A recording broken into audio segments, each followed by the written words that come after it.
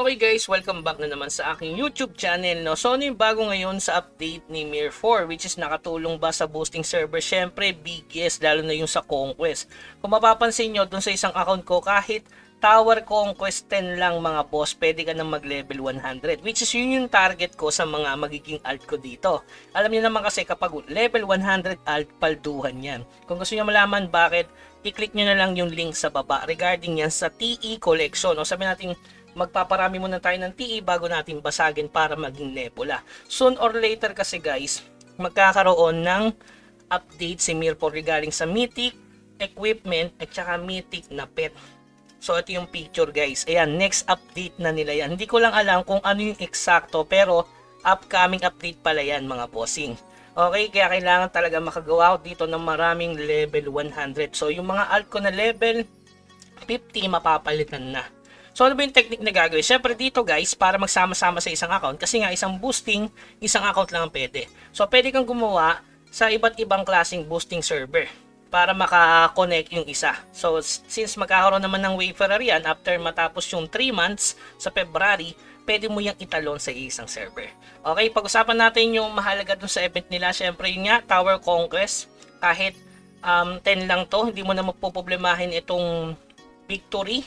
Kailangan mo lang magmina dito sa 790 which is pinababa. 90% na lang. Yung sa energy, ganun din yung ginawa. So, nilesen nila dahil dito sa boosting server. Okay? Tapos yung dito sa collection, sa mission pass, ayun nga, may nagtatanong kung aabot pa dito. Aabot yan guys kasi nga 2 weeks pa lang naman yung game.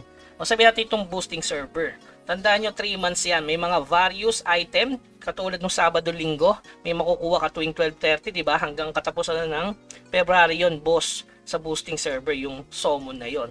Tapos syempre, nagkakaroon din ng mga daily event. Ito, daily check-in. Napakahalaga niyan mga boss. Kung may natitira kayong sweet chestnut, kunin nyo dito yung Dragon Steel. Kung wala, yan, bilhin natin yung Dragon Steel. Kasi ito pang craft to ng artifact. Kasi sa Monday, dahil dun sa drop event nila na ganito, sa Monday kasi magiging puti ito, o sa Tuesday magiging puti, which may drop ng pang craft ng artifact, which is hindi siya kasi libre guys eh. So makakarap nyo to kasi ang drop niyan is gento. Kaya kung meron pa kayong Swiss chestnut, ipalit nyo sa Dragon Steel, or kaya gumawa na kayo ng bagong account para in 6 days makakuha kayo ng Dragon Steel din dito.